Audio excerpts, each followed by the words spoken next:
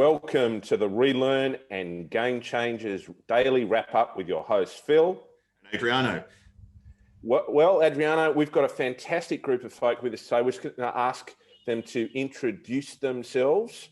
Perhaps let's go in this order, shall we? We'll go Mary Lou, then Chris, then Nikki. Okay, hi everyone. I'm Mary Lou O'Brien, based here in Melbourne, Australia. I'm a digital transformation consultant, recently having left the K-12 sector after 11 years, and before that I was in higher ed. So thanks for having me. It's our pleasure. Nikki. Hi, I'm Nikki Kirkup, and I'm currently the Deputy Principal at the Knox School in Melbourne, Australia. I'm previously the Head of Senior School at Melbourne Girls Grammar, where I worked with Mary Lou O'Brien for 5 years. Welcome. And Chris. Morning, gentlemen, and morning, everyone. I'm Chris Menage, and I'm the founder of E Squared Educational Ecosystems.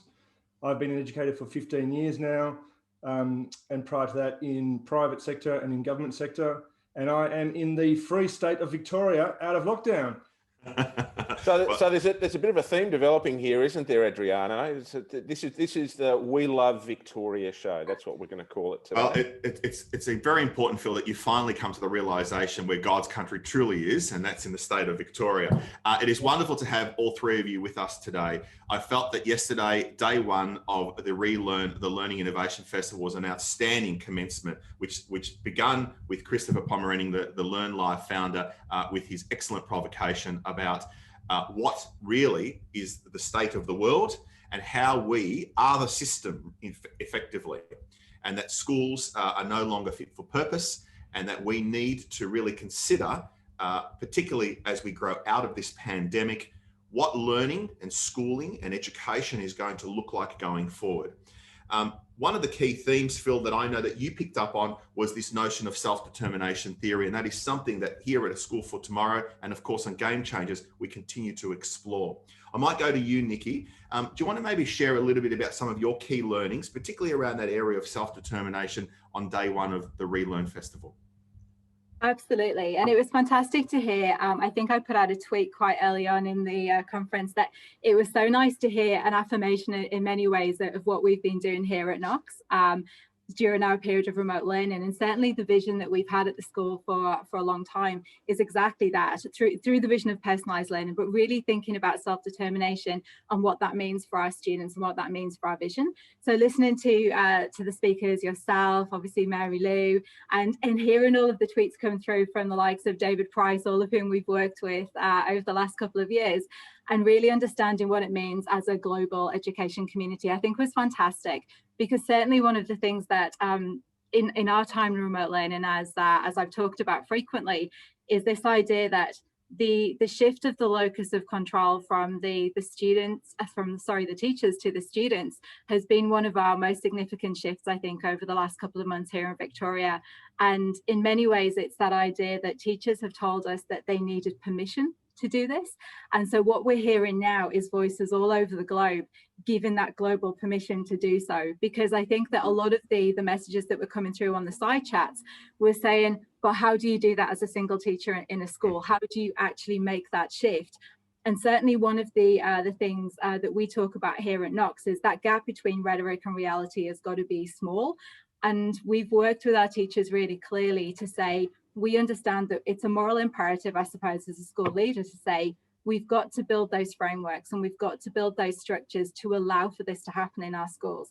So you can't just go back to normal now. You have to look at your frameworks, whether it be in the digital space, as Mary Lou was talking about yesterday, but also then from a logistics aspect, which is what I'm working with my team at the moment, to say, how do we build in those times for our students to actually grow and to work on their character competencies? So you're freeing up time within their day to give them that genuine sense of agency. You're not locking them back into the classroom with the teacher at the front, returning to the content that they've missed. So we were very clear, and I think that Lucas said it early on in his session, it's Maslow before Bloom. And for us, that's absolutely how we've come back to say, what are the structures that we need to put in place? What did we learn from our time in remote learning? And how do we build back better for the future?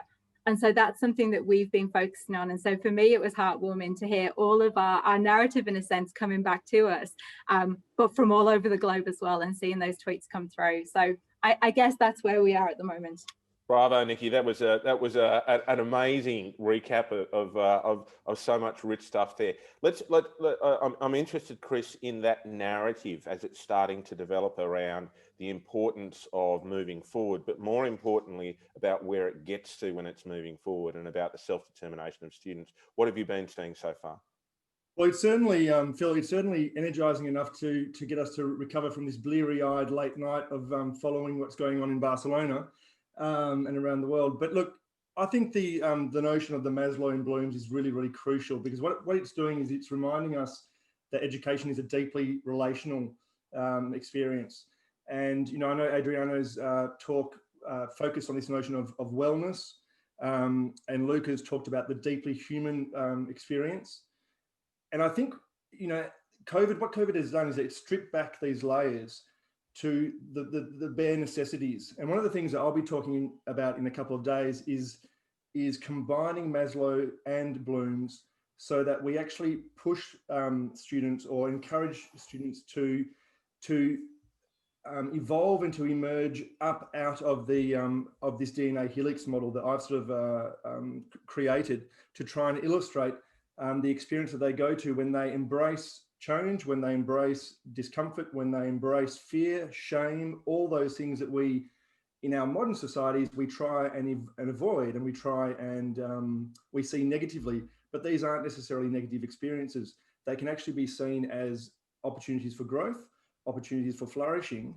And so I sense that that's what's happening at the moment, is that we've recognized that the content is not king, and that we can actually start to focus more on those relationships and on empathy for students to become.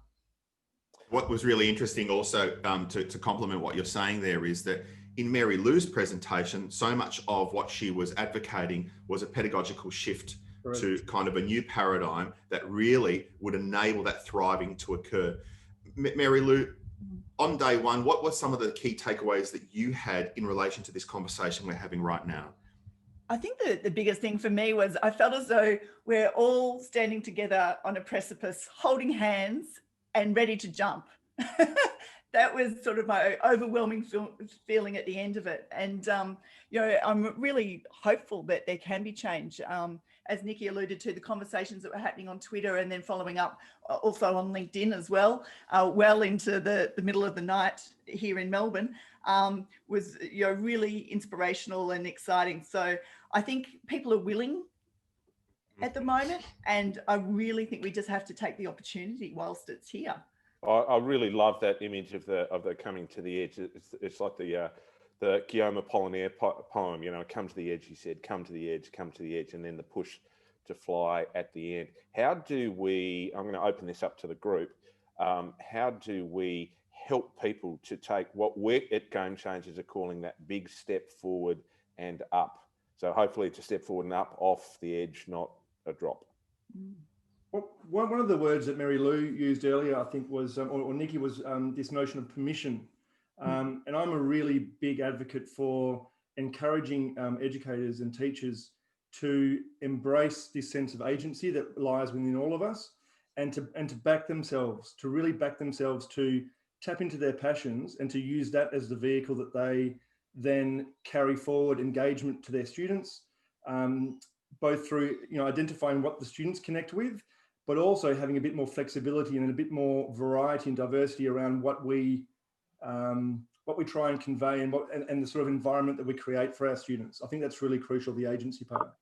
Talking of passion, Nikki, what did you make of the mighty Adriano de Prado's presentation?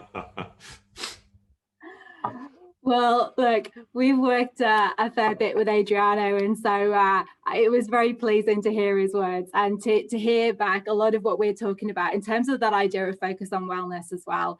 And the fact is, you know, I mean, we've all known for a long time, in whatever we do in life, wellness sits at the heart of everything that we do if we're going to be a thriving community. And certainly our focus here at Knox has been that idea of come back and create that sense of community, that sense of collaboration. And so I suppose to bring back what you asked, Chris, and what you've just asked me about Adriano, it's that idea of that idea of passion. And what have we all learned about ourselves over the last 6 months? Who are we as humans? And certainly that was something that I know Adriano was speaking to last night.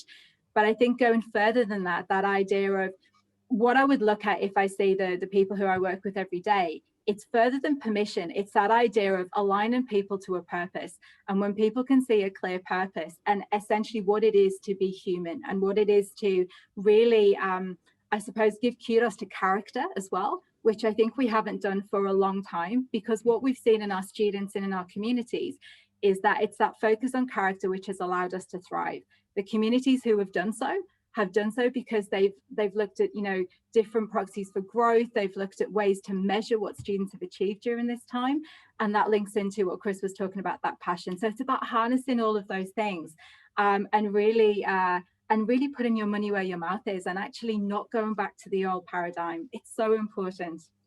Well, that's a great final thing to kind of wrap this up on a little bit, Nikki, because the status quo hasn't served us well for a very, very long time. And to simply return to that would be failing not only the adults in our communities, but obviously the young people who are going to inherit, the future. In the next few days, we're going to release a Relearn Second Serve podcast with Dwayne Johnson, a dynamic Canadian. Dwayne Matthews. Sorry, I apologise for that. Dwayne Matthews. Dwayne Johnson would be far more interesting. That's really unfair to Dwayne Matthews. Anyway, we had an amazing conversation with Dwayne Matthews, and one of the things that he shared with us was this notion that so much of today's learning for tomorrow's world needs to be human-led, purpose-driven, and technology augmented. And so much of what I'm hearing from the three of you today is really consistent with some of the things he has spoken about. I just want to say thank you very much for being on the Relearn wrap-up show, to Nikki, to Chris, to Mary Lou. Chris, we're really looking forward to your particular presentation in the next couple of days. What's the date of your presentation? Thursday the 12th, Adriano, at 8:30 Australian Eastern Standard Time. Okay, well, I hope our listeners and everyone at Relearn get behind your particular presentation. Thank you, everyone, and continue to enjoy this amazing festival that is inspiring all of us to be part of a movement, an educational spring for a new tomorrow, a better normal. The Game Changers podcast is produced by Oliver Cummins for Orbital Productions. It's powered by schoolfortomorrow.com and circle.education. It's available on Apple Podcasts, on SoundCloud, on Spotify, and on Google. If you like what you hear, tell your friends, subscribe, like, you know what to do. Let's go.